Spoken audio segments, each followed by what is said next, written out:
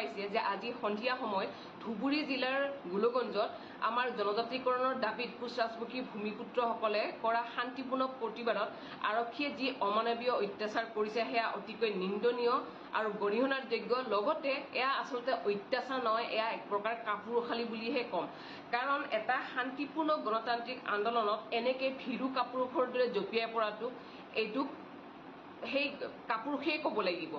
Police আৰ্মিক ব্যৱহাৰ কৰি এইখন চৰকাৰে আমাৰ অসম চৰকাৰৰ মুৰব্বীজনে কি বুজাব বিচাৰিছে?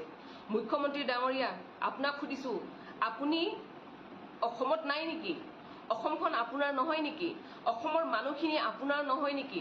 অসমৰ খিলঞ্জীয়া জনগোষ্ঠীয় লোকসকলক আপুনি চিনি পায় নে নাপায় সেই উত্তৰটো আমাক লাগে।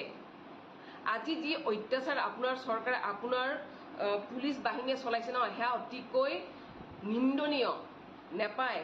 আৰু এই অত্যাচাৰৰ হিচাপ আমাক লাগিব। আমি ভিক্ষা বিচাৰি থকা নাছিলো। আমি আমাৰ ভূমিপুত্ৰসকলে আজি যে ওলাই আহিছিলে, শান্তিপূৰ্ণভাৱে যে গণতান্ত্ৰিক আন্দোলন কৰিছে, সেয়া ন্যায্য প্ৰাপ্য দাবীত জনজাতিকৰণ বিচাৰি কৰিছিলে। আপোনাৰ মাটি বিচাৰি যোৱা নাই, আপোনাৰ সম্পত্তিৰ অধিকাৰ বিচাৰি যোৱা নাই। কোচ ৰাজবংশী ভূমিপুত্ৰসকলৰ যি অধিকাৰ ন্যায্য প্ৰাপ্য দাবীত জনজাতিকৰণ বিচাৰি আজি শান্তিপূৰ্ণ আন্দোলন কৰিছে। কিন্তু আপোনাৰ পুলিচ বাহিনীয়ে কি কৰিলে? অত্যাচাৰ, তেজ উলিয়াবলগীয়া ব্যৱস্থা কৰি দিছে। ধিক্কাৰ আপোনাক মুখ্যমন্ত্ৰী ডাঙৰীয়া, ধিক্কাৰ। আপোনাক এইখন শাসনত আপোনাক সেইকাৰণে অনা হৈছিল নেকি? আপুনি খিলঞ্জীয়া বিৰোধী নেকি? কি হয় আপুনি? নে আপোনাৰ কাৰণে খিলঞ্জীয়া লোক আদানী, আম্বানী, ৰামদেৱ? উত্তৰ দিয়ক, আমাক উত্তৰ লাগে। কি বুজাব বিচাৰি গৈছে? জনজাতিকৰণ কথাটো আপোনালোকে সদায় নিৰ্বাচনৰ সময়ত কৈ থাকে, সদায় নিৰ্বাচনৰ সময়ত আপোনালোকে টোপ দি থাকে। যোৱাকালি নে পৰহিলৈকে আপুনি কৈছিলে জনজাতিকৰণ সোনকালে হ'ব বুলি। কিন্তু আজি যেতিয়া আমাৰ ভূমিপুত্ৰসকলে শান্তিপূৰ্ণভাৱে আন্দোলন কৰিব গৈছিল, তেতিয়া আপোনালোকৰ পুলিচ বাহিনীয়ে কি কৰিছে? লাঠি চাৰ্জ কৰিছে। ইমান নিন্দনীয় কিয়? ইমান অত্যাচাৰ কিয়? ইমান অমানৱীয় অত্যাচাৰ, বৰ্বৰ অত্যাচাৰ কিয়? মুখ্যমন্ত্ৰী ডাঙৰীয়া প্ৰশ্ন দিব আমাক। কিহৰ কাৰণে কৰি আছে এইবিলাক? মনত ৰাখিব আপোনালোকে, গণতন্ত্ৰত ৰাইজে ৰজা। আৰু সেই কথাষাৰ প্ৰমাণ যোৱাকালি নেপালে দেখুৱাই দিলে। এটা সময়ত শ্ৰীলংকাই দেখাই দিছিলে, এটা সময়ত বাংলাদেশে দেখাই দিছিলে, আৰু যোৱাকালি নেপালে দেখাই দিছে। গতিকে অকণমান চিন্তা কৰিব। আমাৰ অধিকাৰখিনি আমাক লাগিবই, আমাক জনজাতিকৰণ লাগিবই, সেয়া স্পষ্ট কথা।